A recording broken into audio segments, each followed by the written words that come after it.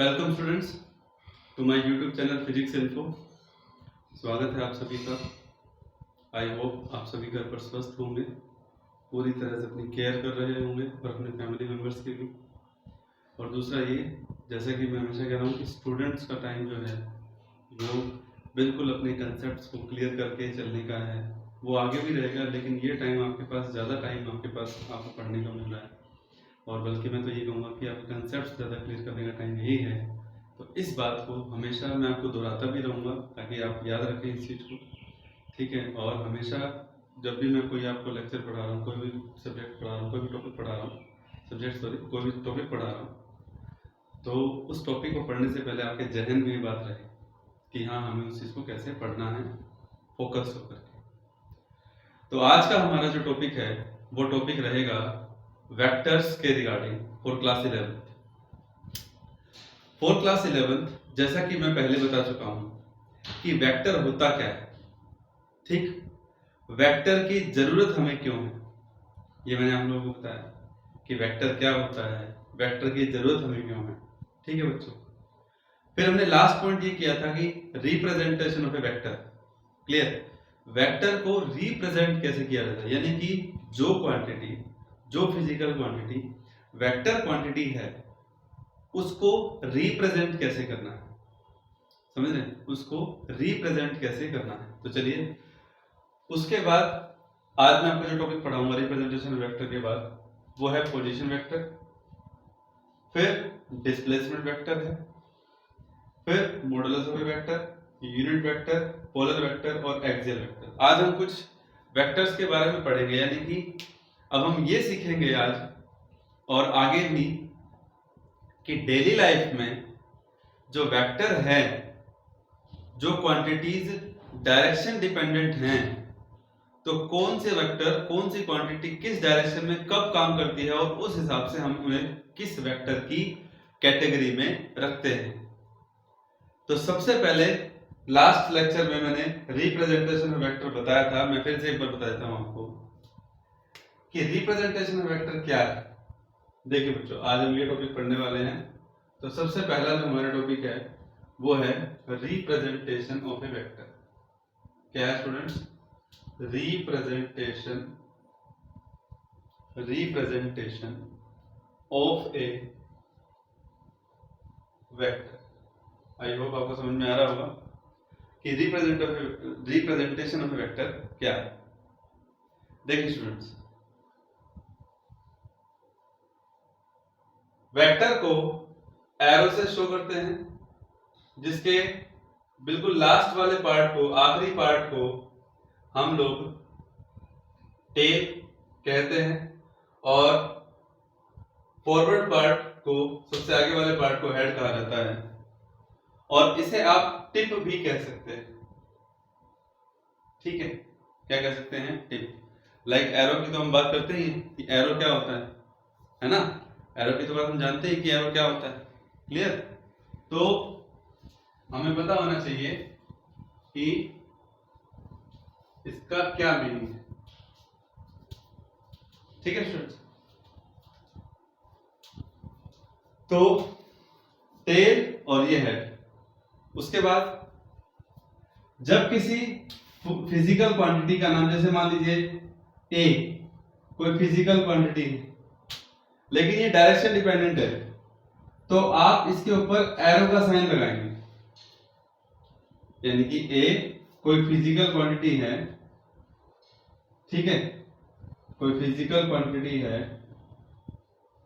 तो आप उसके ऊपर वेक्टर का साइन लगाएंगे अगर वो वेक्टर है, या अगर वो डायरेक्शन डिपेंडेंट है। फॉर एग्जांपल, जैसे हम फोर्स के बारे में जानते हैं, मैंने आपको वेक्टर की जरूरत क्यों है उसमें भी बताया था कि फोर्स एक वेक्टर क्वांटिटी है। तो जब भी आपको फोर्स के बारे में कहा जाए तो आप फोर्स को लिखेंगे F एंड देन उसके ऊपर वेक्टर साइन। तो this is the representation of a vector, clear students. तो ये हो गया रिप्रेजेंटेशन ऑफ ए वेक्टर। उसके बाद नेक्स्ट टॉपिक है पोजीशन वेक्टर। क्या टॉपिक है? Position vector. ध्यान से समझिएगा, ठीक है स्टूडेंट्स। पोजीशन वेक्टर क्या होता है, यहां देखिए। Position vector.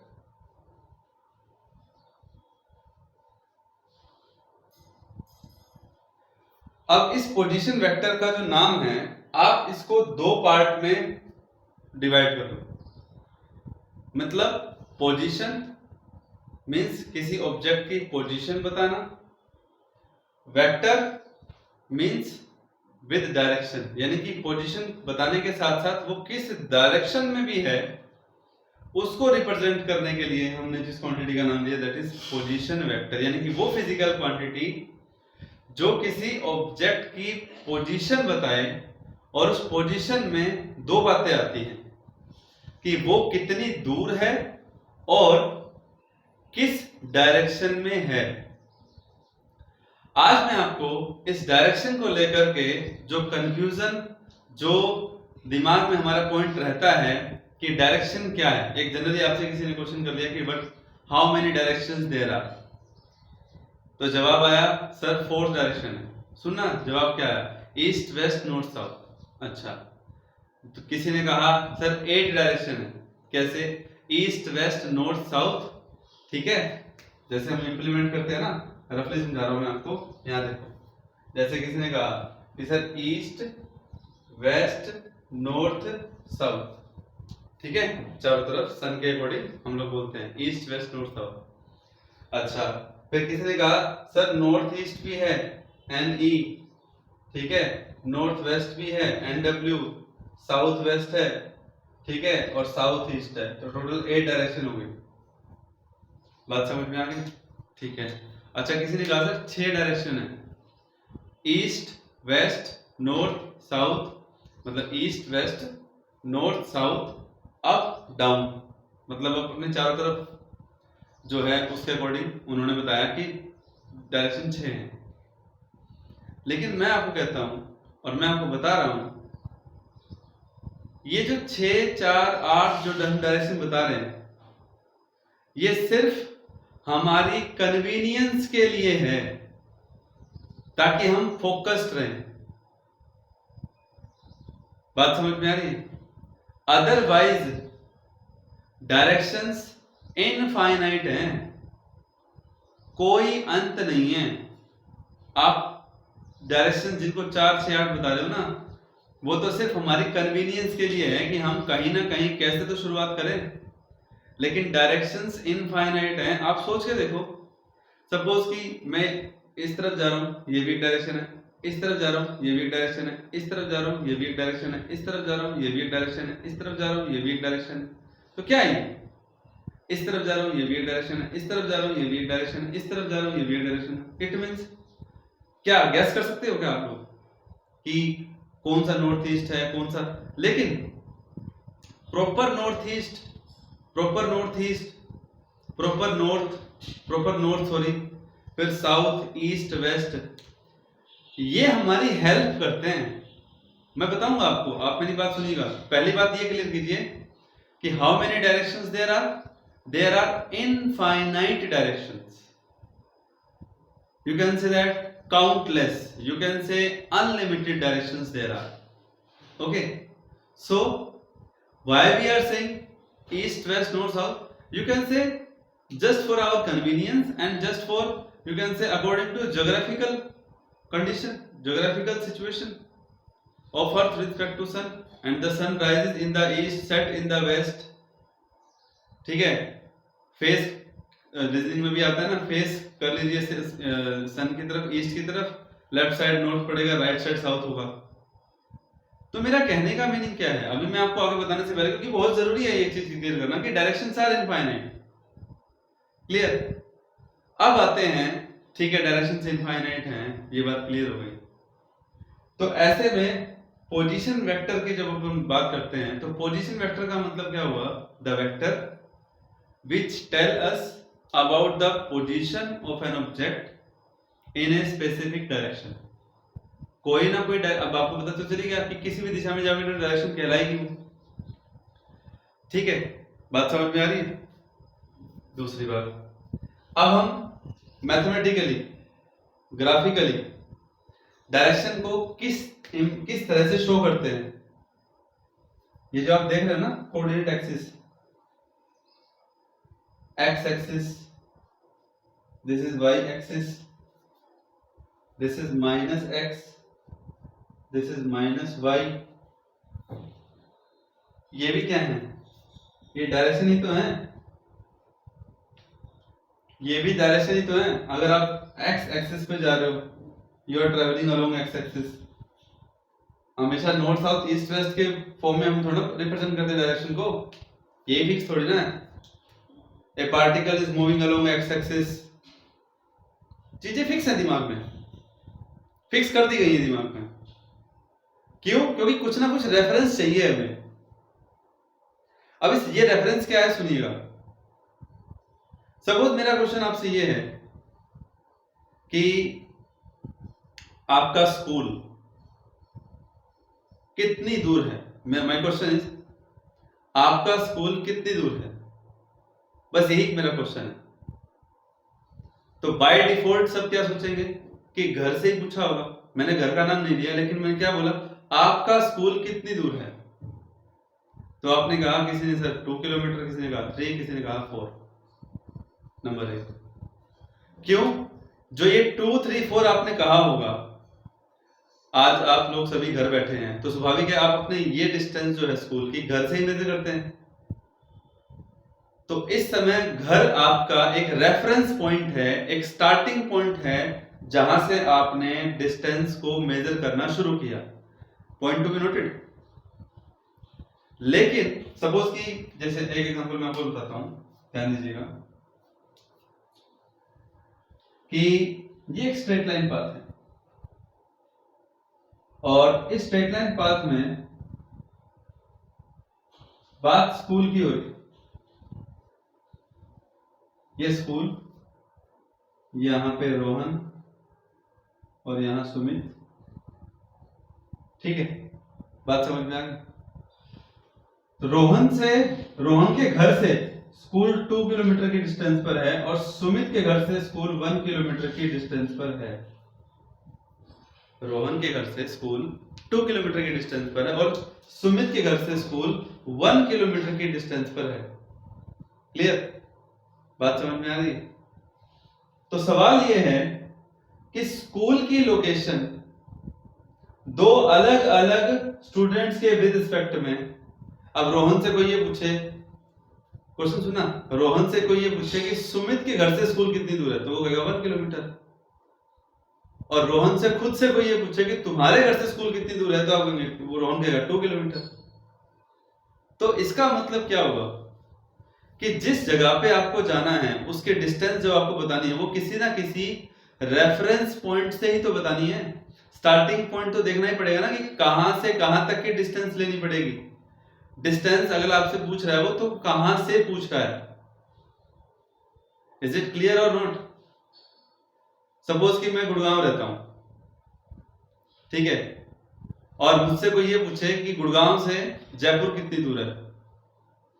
क्वेश्चन क्लियर है कि गुड़गांव से जयपुर पूछा है. अगर कोई मुझसे ये पूछे कि गुड़गांव में मैं रह रहा हूं, और कोई मुझसे सिर्फ इतना क्वेश्चन करे कि जयपुर कितनी दूर है, तो मेरा जवाब यही रहेगा, क्योंकि उसको पता है कि मैं गुड़गांव में हूं.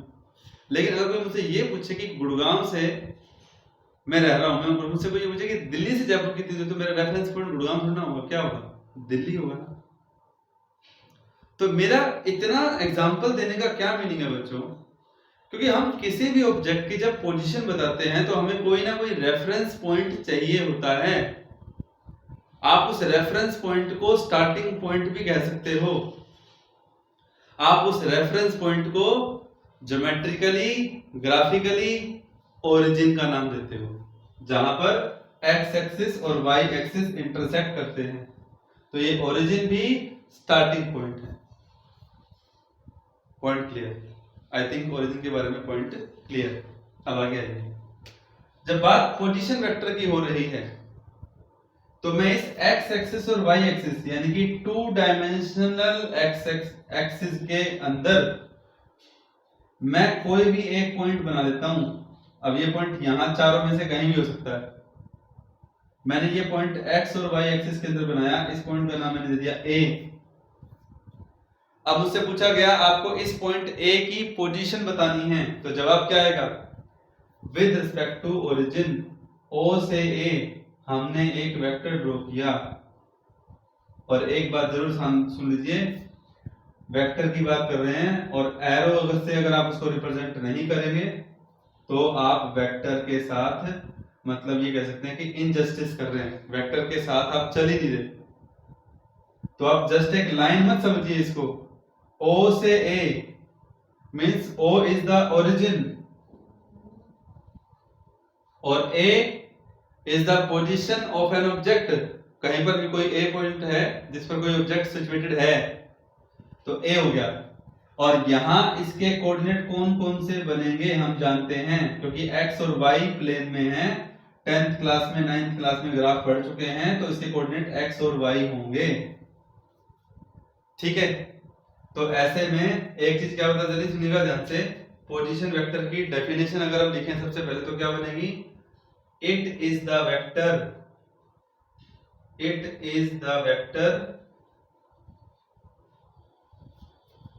which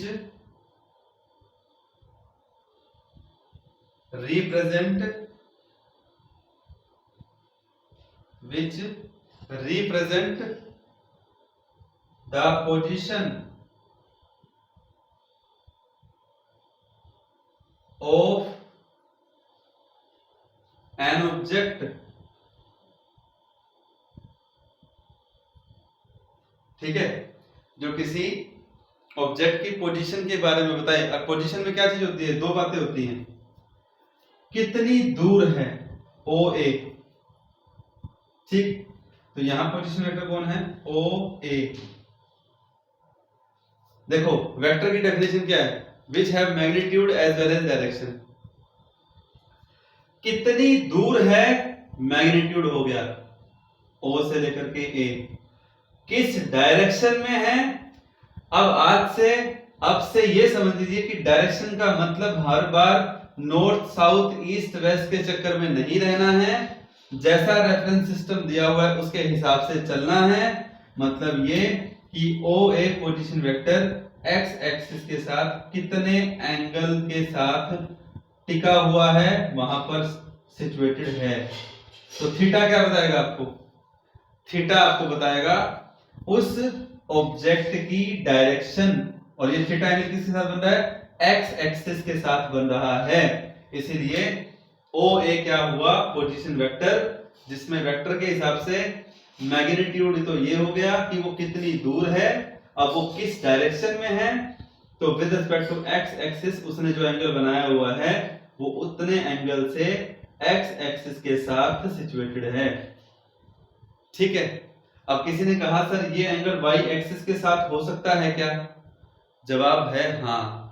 it is up to you कि the angle which you are measuring either with X axis और वाई एक्सिस, यानी कि अपने दिमाग में आप ये रख के चलिए अभी कि हम नॉर्थ साउथ ईस्ट वेस्ट तो पढ़ेंगे ही पढ़ेंगे, लेकिन हमें और एक तरीके से डायरेक्शंस को समझना है, वो ये कि जो हम ये एंगल फाइंड आउट कर रहे होते हैं, ये एंगल दरअसल उस वेक्टर की डायरेक्शन को बता रहा होता है। ठीक है, तो this is the position vector. अगला टॉपिक डिस्प्लेसमेंट वेक्टर। अब टाइम नहीं लगेगा, ध्यान से देखिएगा कि डिस्प्लेसमेंट वेक्टर क्या होता है। उससे पहले स्क्रीन को पॉज करके रिप्रेजेंटेशन ऑफ ए वेक्टर और पोजीशन वेक्टर की डेफिनेशन को नोट करना है।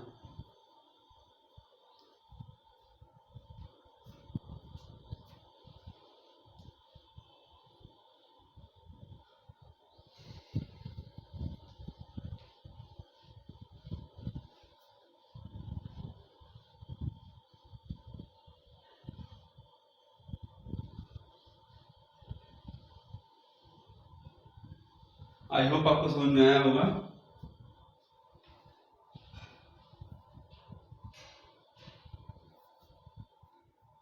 उसके बाद थर्ड पॉइंट पे आते हैं, दैट इज डिस्प्लेसमेंट वेक्टर। किसकी बात हम करेंगे, डिस्प्लेसमेंट वेक्टर की बात करेंगे। डिस्प्लेसमेंट वेक्टर, ठीक है, चलिए कोई बात नहीं। डिस्प्लेसमेंट का तो मतलब सब जानते हैं, पढ़ेंगे आगे, डिटेल में भी पढ़ेंगे, लेकिन नाम पहली बार नहीं सुन रहे आप, 9th क्लास में भी आया था ये कि displacement is just nothing but a straight line shortest path, the straight line the shortest path from initial position to final position, from initial position to final position, ये था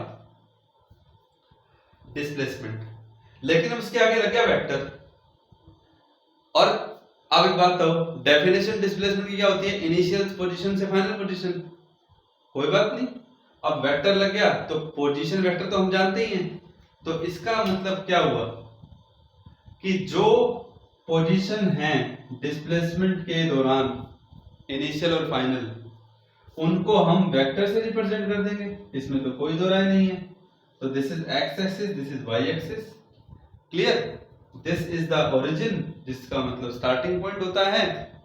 तो मान लीजिए ये पॉइंट ए है और ये पॉइंट बी है, क्योंकि डिस्प्लेसमेंट के लिए क्या चाहिए, अब वेक्टर की बात भूलिए, डिस्प्लेसमेंट क्या होता है, the shortest straight line path from initial position to final position.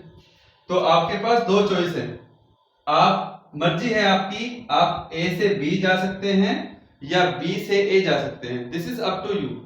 तो चलिए मैं ए से बी की बात कर रहा हूं कि हम लोग ए से बी जा रहे हैं, ए से बी जा रहे हैं, तो इसके लिए मैंने स्ट्रेट लाइन पाथ जो है यहां पे बनाया, ए से बी का स्ट्रेट लाइन पाथ, ठीक है। तो डिस्प्लेसमेंट वेक्टर कौन हुआ यहाँ पे, ए बी। पहले मैं मेंशन कर देता हूं कि डिस्प्लेसमेंट वेक्टर कौन है यहाँ पे, ए बी। वेक्टर को हमने क्या नाम दिया, डिस्प्लेसमेंट वेक्टर।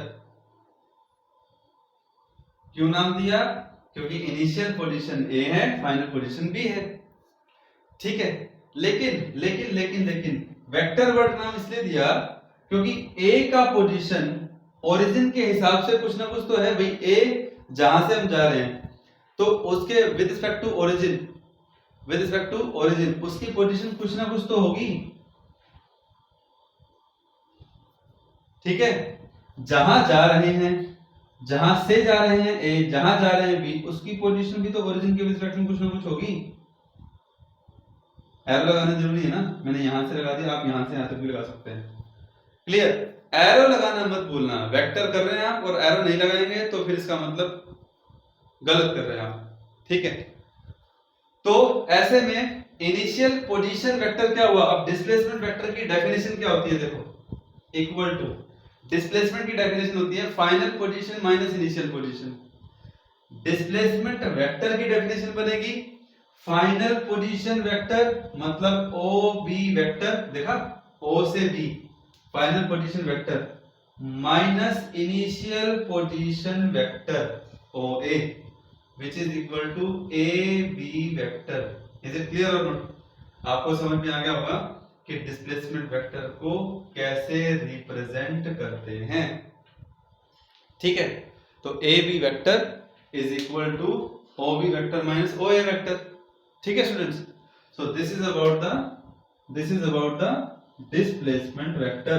तो ये हो गया डिस्प्लेसमेंट वेक्टर, वेरी गुड, ठीक है, बहुत बढ़िया, समझ में आया होगा। अब उसके बाद हम चलते हैं मॉडुलस ऑफ ए वेक्टर के ऊपर, मॉडुलस ऑफ ए वेक्टर, ठीक है जी। अब बारी है थोड़ा कैलकुलेटिव होने की, थोड़ा चीजों को और अच्छे से समझने की।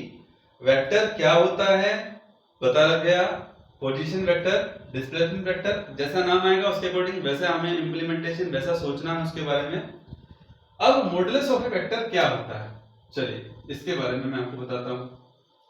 मॉडुलस ऑफ ए वेक्टर, बच्चों आगे एग्जांपल जब मैं आपको बताऊंगा तब आपको ये चीजें और अच्छे से क्लियर होंगी, अभी आप इनके नाम के अकॉर्डिंग इनका मीनिंग जरूर समझ के चलिएगा, ठीक है। Modulus of a vector, actual में वेक्टर की डेफिनेशन में हमने क्या पढ़ा था, those physical quantity which have magnitude as well as direction. तो यानी कि मैग्नीट्यूड को रिप्रेजेंट करने के लिए वेक्टर के लिए एक अलग से सिंबल जो हम लगाते हैं मॉडुलस, और मॉडुलस भी आप पहली बार नहीं पढ़ रहे हैं, 10th क्लास तक कुछ बच्चे ऐसे हैं जिन्होंने बिल्कुल, आई होप कि आपने पढ़ा होगा कि मॉडुलस क्या होता है, ठीक है। तो मॉडुलस ऑफ वेक्टर क्या है, मॉडुलस ऑफ ए वेक्टर क्या है, इसमें इसके ऊपर ध्यान दीजिए। देखिए यहाँ पे सबसे पहले इसका मीनिंग है it represents, modulus of a vector क्या रिप्रेजेंट करता है, it represent the magnitude of a vector quantity. Magnitude का मतलब होता है कि उस वेक्टर क्वांटिटी की वैल्यू कितनी है। Magnitude of a vector quantity, meaning तो ये होगा। अब प्रेजेंटेशन की बारी, that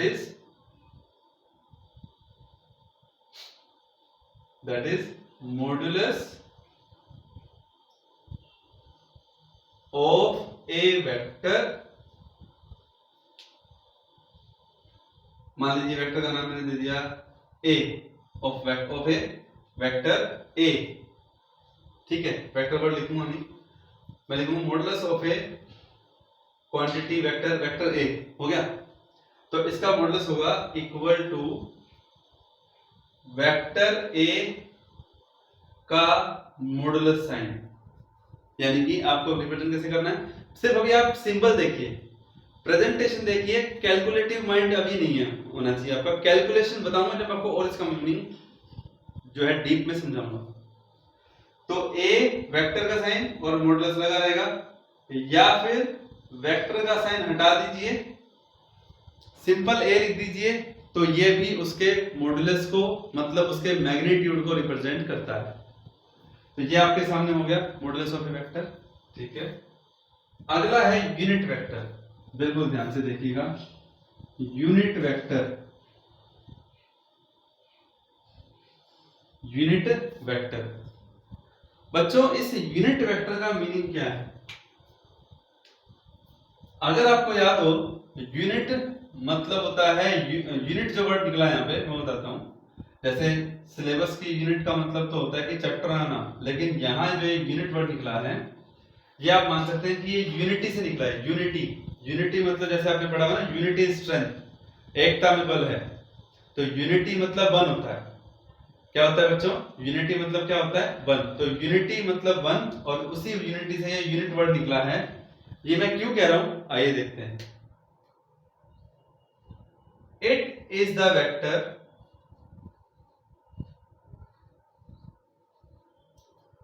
which is used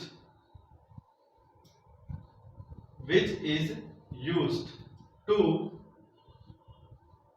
represent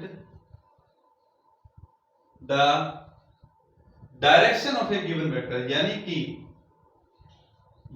कि एक वेक्टर की पर्टिकुलर डायरेक्शन जो होती है, उस पर्टिकुलर डायरेक्शन को रिप्रेजेंट करने के लिए भी एक वेक्टर का सिंबल है, देखिएगा। which is used to represent the direction of a given vector। For example,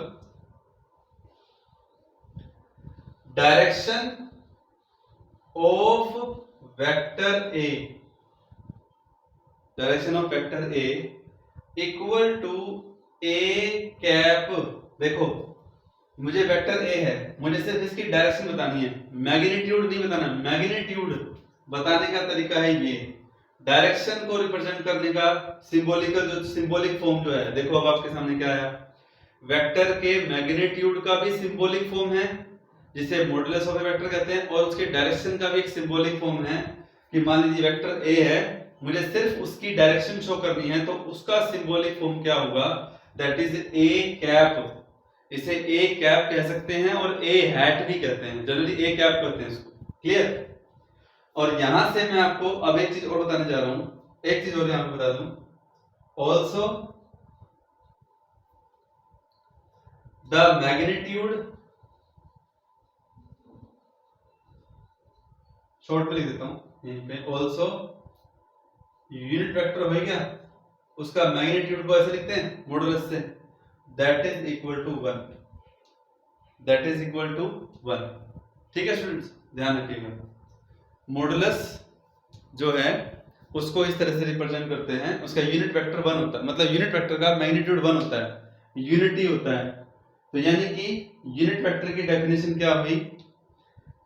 जिसका काम वेक्टर की डायरेक्शन को बताना है, दूसरी बात उसका मैग्नीट्यूड 1 भी होता है। ठीक है बच्चों, समझ में आ गया? तो यहां से आपको एक बात और नोट करनी है कि इसका मतलब अगर आपसे कोई वेक्टर का प्रॉपर मैथमेटिकल फॉर्मेशन पूछे तो क्या लिखना है आपको कि vector A is equal to, यानी कि every vector is equal to product of इस मैग्नीट्यूड। मैग्नीट्यूड कंफ्यूज मत होइएगा, वेक्टर का साइन हटा दिया तो ये इसका मैग्नीट्यूड बता रहा है। मैग्नीट्यूड का मतलब इसकी वैल्यू मल्टीप्लाई में इसका यूनिट वेक्टर, यानी कि every vector is equal to product of its magnitude and its direction. Direction मतलब यूनिट वेक्टर। अगर आपको सिर्फ यूनिट वेक्टर निकालने के लिए बोला जाए तो ये मल्टीप्लाई में मैग्नीट्यूड है, उधर जाके डिवाइड में हो जाएगा, तो वेक्टर ए डिवाइड बाय उसका मैग्नीट्यूड भी आपको यूनिट वेक्टर की वैल्यू फाइंड आउट करने में हेल्प करेगा। ठीक है बच्चों, तो this is about the unit vector and this is the proper information that I have given you. Clear? अब इसके बाद पहले स्क्रीन को पॉज कीजिए और इन तीनों के बारे में लिखिए। अभी यूनिट वेक्टर के बारे में मैं आपको एक बात और बताऊंगा, उस पर आपको गौर करना है, अभी ध्यान देना।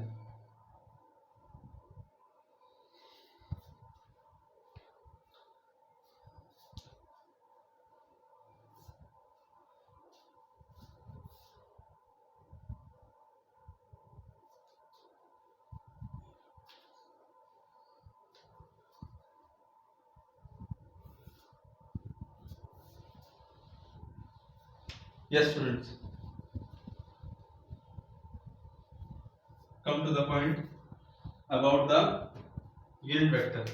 देखिएगा also, अब एक बात, तो यूनिट वेक्टर का काम है डायरेक्शन बताना।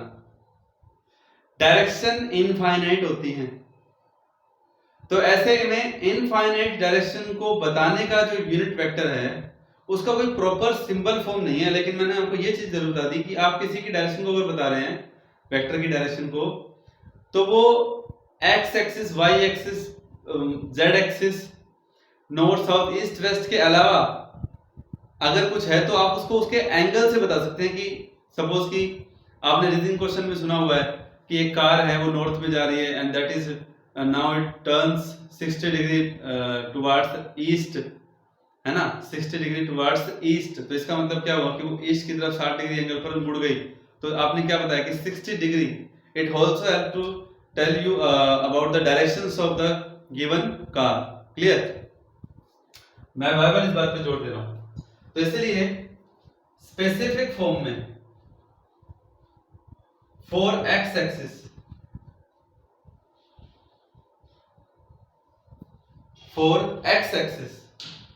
जो यूनिट वेक्टर है उसका सिंबल है आई स्मॉल लेटर में फिर कैप, आई कैप।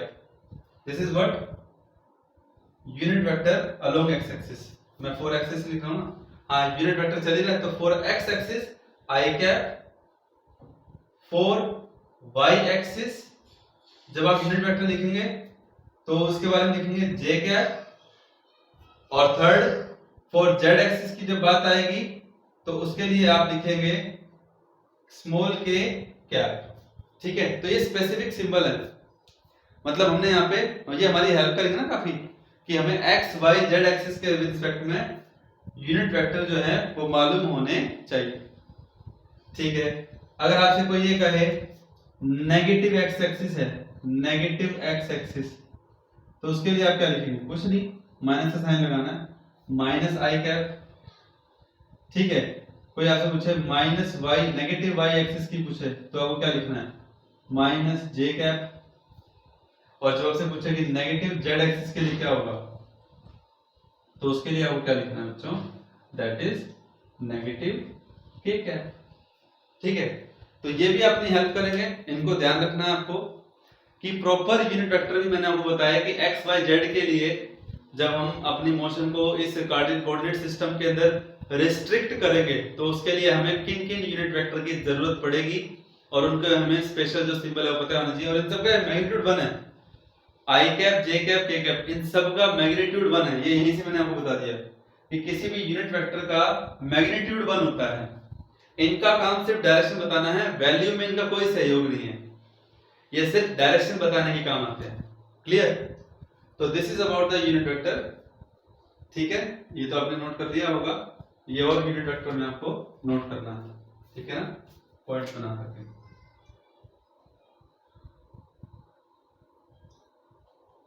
ये नेगेटिव है, negative. Clear? Yes. Now the next is polar vectors. Polar vector क्या होते हैं, ध्यान से देखिए। ठीक है, अब मतलब आपको ये पता चलेगा धीरे धीरे कि डेली लाइफ में जो हम करते हैं, जिस फिजिकल क्वांटिटी में डायरेक्शन की का रोल होता है, तो उसमें अलग अलग नाम कैसे कैसे हम लोगों को देखने को मिलेंगे। तो अब हम बात कर रहे हैं पोलर वेक्टर की। ठीक है, तो सबसे पहले मैं आपको ये बता दूं कि पोलर वेक्टर्स, बल्कि मुझे वेक्टर्स लिखना चाहिए, पोलर वेक्टर्स। पोलर वेक्टर्स वो होते हैं जिनका कॉमन पॉइंट ऑफ एप्लीकेशन हो, यानी कि जो एक कॉमन पॉइंट पर एक्ट करे।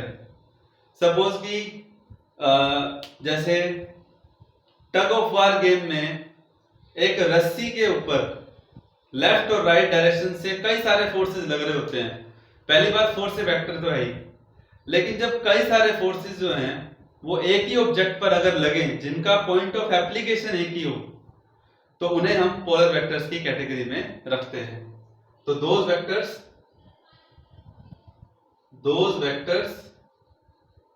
which have common point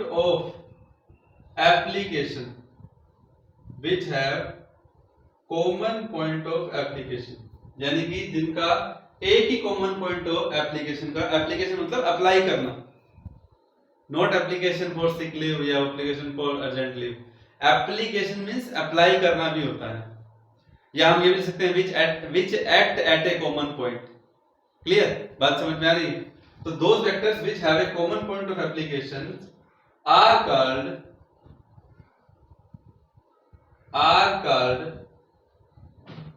polar vectors, बात समझ में आ गई? ठीक है, उसके बाद एग्जांपल मैंने आपको ऑलरेडी बता ही दिया।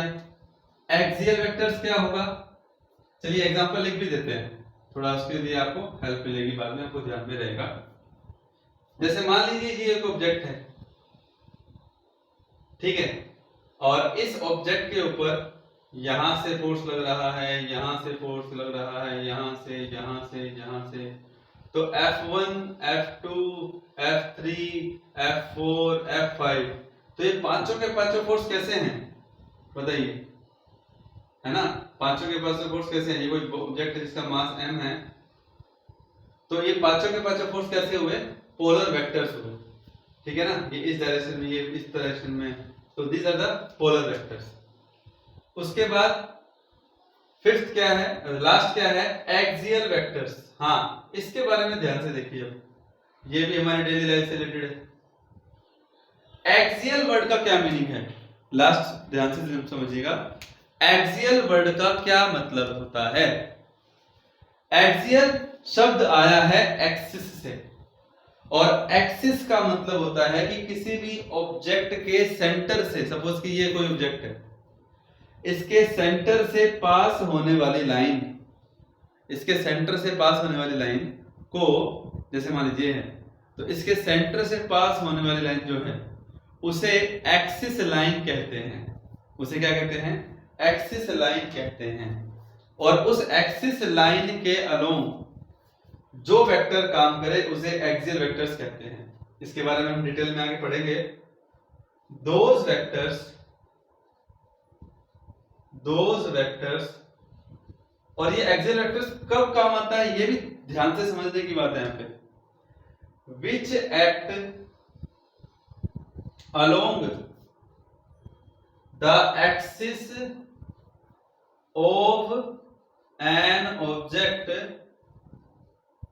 while रोटेटिंग, क्या लिख रहा हूं मैं?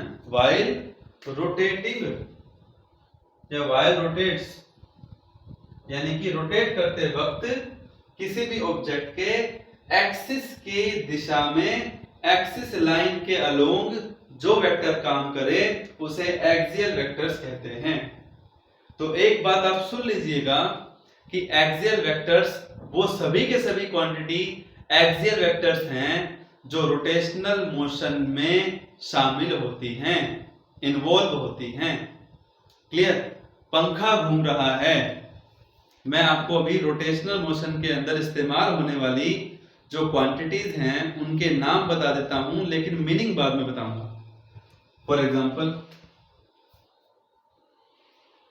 पहले लेते हैं आर कॉल्ड एक्सियल वेक्टर्स। ठीक है, तो बच्चों इसका एग्जांपल क्या है? एग्जांपल में देखिए, एंगुलर वेलोसिटी तो पता है, पर एंगुलर वेलोसिटी क्या होता है अभी हमें आगे आगे पता चल जाएगा। एंगुलर एक्सेलरेशन, ठीक है, बात समझ में आ गई, एटसेट्रा। टॉर्क भी आएगा, एंगुलर डिस्प्लेसमेंट भी होगा।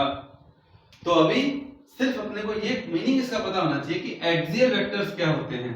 Those vectors which act along the axis of an object while rotates are called axial vectors. Clear? अच्छा, ये चीज अपने को देखने को मिलेगी या नहीं मिलेगी, ये अपने को जस्ट समझना पड़ेगा। यहाँ पे मैं आपको एक सिंपल सा पॉइंट बताता हूं। सपोज कि ये पेन है, ये इसकी कैप होगी, चलो कोई बात नहीं। अब मैं ना इस पेन को ओपन कर रहा हूं, देख रहे हो? अब जब मैं ओपन करूंगा तो ओपन करते करते ये कहां जाएगा? ऊपर। देखो घूम भी रहा है, घूमते घूमते ऊपर जा रहा है। समझ रहे हो अपनी बात को? घूम भी रहा है और घूमते घूमते ऊपर की तरफ जा रहा है। अब पंखा है, पंखा भी घूमता है, लेकिन वो तो फिक्स हो गया ना, वो फिक्स है, लेकिन उसके रिगार्डिंग जो क्वांटिटीज हैं वो अलोंग द एक्सिस हैं, अलोंग द एक्सिस। तो ये आपके लिए समझने के लिए है अभी शुरू में कि एक्सियल वेक्टर्स क्या होते हैं। कि आपने पेन लिया और पेन के को आपने घुमाना शुरू कर दिया, बंद या खोल, आप इसको ओपन कर रहे हैं या क्लोज कर रहे हैं। तो जब आप इसको ओपन करेंगे तो ये ऊपर आएगा और क्लोज करेंगे तो ये नीचे जाएगा। तो ये घूमते घूमते अपवर्ड और डाउनवर्ड डायरेक्शन को फॉलो कर रहा है कि नहीं कर रहा? तो अपवर्ड और डाउनवर्ड, उसके सेंटर से जो लाइन पास हो रही है वो दिखाई नहीं दे रही। Just we have to think about that, we have to imagine about that कि किसी भी ऑब्जेक्ट के सेंटर से पास होने वाली line, I can say this is a object and this is a line which is passing through its center, so it also act as the axis line. बात समझ में आ गई? Perpendicular to its. तो अगर मान लीजिए इस पेन को अगर मैं घुमा रहा हूं, ठीक है, इस पेन को अगर मैं घुमा रहा हूं, सपोज कीजिए पूरा तो नहीं घुमा पाऊंगा, लेकिन अगर मैं इसको घुमा रहा हूं ऐसे अपने फिंगर के अबाउट, भगवान विष्णु जी, बहुत अच्छा एग्जांपल आपके सामने, भगवान विष्णु जी का जो चक्र है, जो उनके उंगली के चारों तरफ उंगली में जब घूमता है, तो आप बहुत बेस्ट तरीका मान सकते हैं, बेस्ट एग्जांपल आप समझ सकते हैं कि the fingers of Lord Vishnu act as the axial vectors while जो चक्र है वो घूम रहा है। समझ में आएगा? उस एक्सिस के अबाउट, उस फिंगर के अबाउट। तो these are the axial vectors, जो बॉडी रोटेट करती हैं उनके एक्सिस के अलोंग जो काम करता है उसे एक्सियल वेक्टर्स कहते हैं। सो बच्चों, this is the topic that we have discussed today, and furtherly we will discuss more about the vectors. So up to the axial vectors I think you will understand and you go to understand. ध्यान से पढ़िएगा, आराम से पढ़िएगा, and pause the screen and note down it. All the very best and thank you.